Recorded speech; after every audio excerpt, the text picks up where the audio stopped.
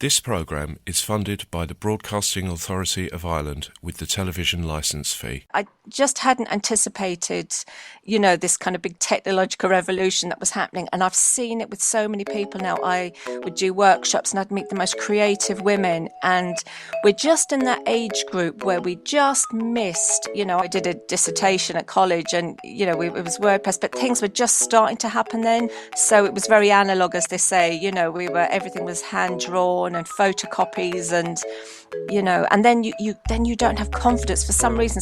There's a whole, you kind of like, you build up this big barrier. You're just thinking it's not accessible to you or somehow.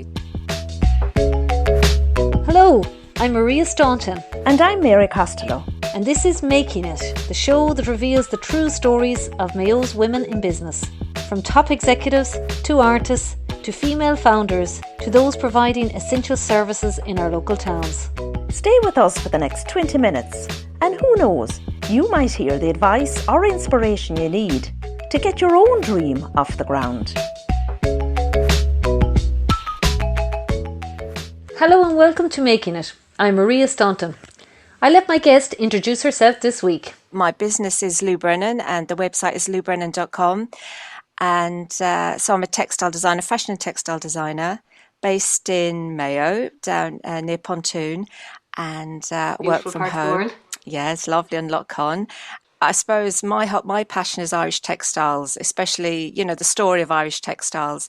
So I suppose I love to bring the stories, out into the open about the linen production, especially, and the lace making that was, very evident around here. You only have to go, think of the Linen Hall and Lucan Street and different, the different manufacturing that was going on in textiles around here over the last couple of 100 years. So all my designs, they're all come from my research into Irish textiles, especially historical, and all the stories that I felt were, hidden. Lou's design work focuses on accessories like pocket squares, bandanas and scarves. Scarves are ideal because when you have anything more complicated, like with someone once said with scarves, you never have a fit issue. They'll always, they'll fit everybody exactly. And when you're a one woman show or whatever, you can only cope with so much. So even though it might be lovely to consider making, dresses or whatever, you just that would be too much to take on at the moment. And everybody kind of, scarves are something that's immediate. You can kind of really dress up an outfit with a scarf. Can I ask, Lou, are they high-end scarves? They are high-end. Yeah. Okay. I had to make the decision early on, like there's no way I could compete with, say, Dunn's or something. So that had to be, yes, I either print them myself or print with, before lockdown, I was just started doing a linen range, but all the staff are on furlough. So they're all, and I think there's since COVID, there's everyone's sort of thinking, how can they work with what we have on this island? With what mills can we work with? What can we work with here because of difficulties of getting materials in. So they would be high end, and they'd be kind of, I suppose, limited edition to a certain degree. I would always have worked for studios that sold to the Dolce Gabbanas, the Donna Karans and the Armani. So they would have been the customers I would have designed for. So again, we were always told we were kind of leaders in the field. We innovate, we didn't imitate, so we had to come up with the new ideas and come up with a new colorway. So we did lead. So I suppose that's my training, that's my love, and I'd always be keeping a very good eye on what's happening in the world. You'd be looking at trends not to do with fashion. You have to be a year ahead of that. So you'd be looking at films, or you just get a feeling what's in the air, and what you think is coming down the line. Tell us a little bit about your childhood. What brought you into the whole fashion industry? Why did you go down that route? So, I suppose I was just one of those kids. I was just loved drawing and art. But I went to a really academic school. I went to a grammar school in London, so my parents are from Kilchmar, but they would have emigrated over to London, in the 50s and 60s. So I was brought up in London, but in a home I was brought up in a very Irish part of London. And of course, home was Ireland, and we'd be back and forward all the time. And, mum and dad built a house and we were kids over here. So this was, in fact, we know Ireland better than England. It would be as soon as the school holidays, it would be, on the train to Ireland. So anyway, I loved art. But when I was at school, it was clear that although I wanted to follow art, there was no kind of careers advice, we'll say. So eventually I found out you needed to do a foundation course, and mum and dad said, look, work for a year, save up, and then go to college. Because there was 5 at home, mum and dad had, it was a lot. So I did that, and I did my foundation in London, in the college near Whitechapel, and then I went to Brighton. I just wanted to kind of, get out of London. I went to a really good textile college, University of Brighton. And then as soon as I finished, 93, I just by chance happened to meet a stylist, and she was asking what I was doing, and I said I was hoping to work some way in fashion, and she asked would I like to help style a show with Alexander McQueen. He had just graduated from his masters, and I said I would. So I went down, I brought my collection down to show him, and in the end he, instead of asking me to help him style, he started asking me to help him make catwalk pieces. So that was in 93. So I continued to do that for about 5 or 6 shows.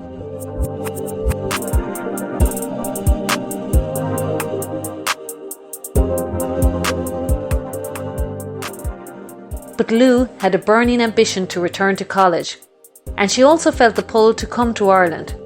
So she contacted the National College of Art and Design in Dublin, who by chance were getting ready to launch a Masters in Fashion and Textile. Lou was the first person through the doors, and that put her in the right place at the right time to meet John Rocha. So I was there, and then that's when I went down the road to Temple Bar and met John. And so it ended up then I actually was working for John half a week when I was doing my masters, and then half a week in college. And then when I finished in 96, I was full-time for a couple of years. And it was brilliant. Yeah, so you learn so much on the job. You're going to the shows in Paris. He was doing menswear, women's wear, spring, summer, autumn, winter. You're going to all the fabric fairs in Paris, buying the fabrics for the next season, and you're behind the scenes. What wonderful experience that was. Wow, it was brilliant. What a wonderful career. Well, working with someone like John Rocha and all those kind of wonderful people. How different is it when you set up your own business and you go out on your own? Just give people a sense of that. Yeah. Well, what you expected. I think it's like you just don't realise how much time, financially is always, for everyone, it's always the stumbling block. And then the skill set, that's a huge thing, because I suppose with John, I just had to worry about, my responsibility was designing and coming up with a prototype, and then we'd hand it over, to a printing mill to print the production. We did a little bit of small production, but those headaches, those things, that would be someone else's problem. So that's something you have to just keep so many plates spinning. I just didn't anticipate that. And even something small, like having to change something on your website and having to go in, and you could be all day, and then there's there's those little things. And having a multitude of skills, isn't it? When you're setting up your own business. Yeah. Lou established her own studio in London in 1999. But after a couple of years, she took a gamble, thinking that because she was freelancing, she could move to Ireland and send out designs from there. Did that gamble pay off? It did and it didn't. It did at the beginning, fine, it was fine. And then when I had the technical revolution came in, like digital printing happened, and it just and suddenly then my skills weren't the skills that were required, and I just couldn't access, the training. I looked and there was it was always in Dublin, and then children came along, and the things that I needed, I couldn't get to. I remember I was on about it for so long. I just wanted to do a really good Photoshop course, and they were all in Dublin, and they were kind of an evening class, Griffith College or wherever, it was just impossible. And and how difficult is that, when you choose to live in the west of Ireland? It's a good question there, you can't predict it. You see, you don't predict it, and then you just that was a huge stumbling block. Things like the regrets I have, and I would have done more of that before children if I'd known. I think that's the big thing, the big message. I just hadn't anticipated, this kind of big technological revolution that was happening. And I've seen it with so many people now. I would do workshops and I'd meet the most creative women. And we're just in that age group where we just missed, I would have done, like I'm not trying to think. I remember, I think in '93, like we just about, I did a dissertation at college, and it was WordPress, but things were just starting to happen then, but not really. We were still going to the library. There was, the internet. I was trying to say to someone the other day, I think she graduated in '96, and she said like she went in and she got an email on the last day of college. It was all, we just kind of missed that, with people doing it at college. So it was very analog, as they say. Everything was hand drawn and photocopies and. So I really struggled, and I couldn't get access to, and then you don't have confidence for some reason. You kind of like, you build up this big barrier. You're just thinking it's not accessible to you, or somehow. I suppose it's lots of serendipitous things happened. I'd had my little boy, and it was like about 2007 then, and I just found out I was expecting my little girl, and then I got a call from an amazing woman called Rita Hopkins, from Mayor Northeast Leadership, amazing, and she just said, would I be interested in coming and running a workshop with the community CDP in Kiltramar at the time? It's not there anymore. It was like a family resource, and would I run a craft workshop? And someone had said I did crafts and design, and so someone convinced me, you'll be fine, go in, you'll be, and actually it was great. And then from then on, there was, more workshops happened. I started to get more confident. Suddenly you had to write out lesson plans and course programs. And, it was that kind of got me going again. And then I said, I think I can do this. Around that time, Lou was also researching Irish textiles, and they were inspiring her with new ideas for designs. She started accessing the supports available through the local enterprise office and registered with the Design and Crafts Council of Ireland, and she started getting some media coverage. She began to imagine launching a collection of her own, and with that idea in mind, she wanted to apply to the Empower programme for female entrepreneurs, which I manage at GMIT. But there was one problem for Lou. One part of the application process was a 4-minute video pitch for her business idea. But that nearly floored me. And I just can't believe where I am now, Maria, I'll be honest with you. So my sister was here, it was the summertime, and the deadline was August, we'll say. I remember the date was August. And she said, look, Lou, I'll run over before I go to the airport, whatever, and I'll just do your 4 minutes. Write it all out, what you want to say. I'll video it, and you can, send it in to Empower with your application. I was absolutely, my sister said, Lou, what has happened to you? She goes, you've lost all your confidence. I was so worked up. I think it meant so much, but I didn't know where to go with this, and I just had kind of like, I was too isolated. And I just, so then anyway, I have another friend, she's a teacher. She's so lovely. And she said, look, I'll come round with my camera. She said, I'll help you, I'll help you. Effort. Yeah, she said, I'll help. And even though I probably went over the top when I look back, I probably did. But, you just don't know. You see, because you're on your own, you build these things up into these big, huge things. You don't have people to bounce it off. Lou was accepted onto the course and launched her collection. She was chosen to exhibit at Showcase Ireland in 2019 and 2020 and earned a coveted spot on the Design Ireland website. And she's making sales. Looking back at what it took to reach this vantage point, is there anything she would do differently? I never regret being at home with the children, but at the same time, I regret not keeping my skills up, because it was such a big climb. Yeah, I don't know, even if maybe part-time or something. With both of those things, if you work, you feel guilty. If you don't work, you feel guilty. So exactly. I don't think there's a winning. Yeah, you just have to do the skills. It's just the skills. What you just don't appreciate how unskilled you can become very, very quickly.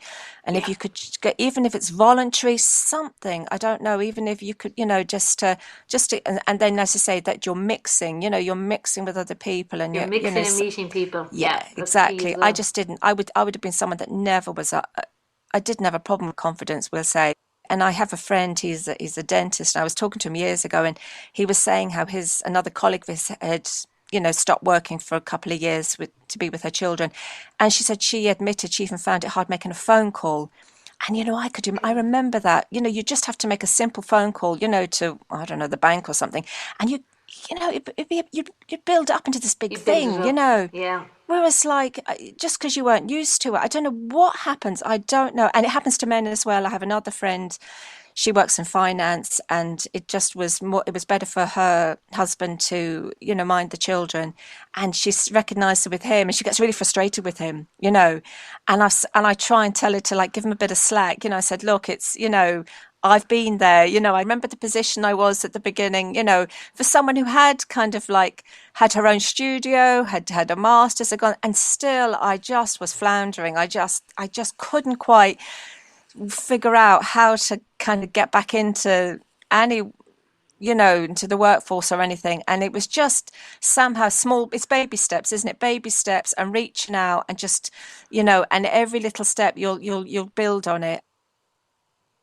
I think another thing I'd realised, you can't make a living just from, I think, from just designing, not what I'm doing. And I realised when I went on a lot of the course of the Design Crafts Council of Ireland, a lot of people mix, they mix their business, they with maybe lecturing or educate, there'd be an educator and a maker.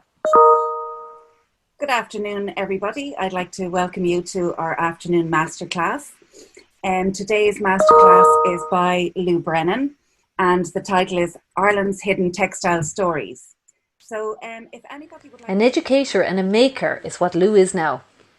So I'd like to start with a story of Frances Nixon. So as a textile designer with over 20 years experience and designs in the V&A, in order to register with the Teaching Council of Ireland, she's had to enrol for a professional diploma in further education at NUIG.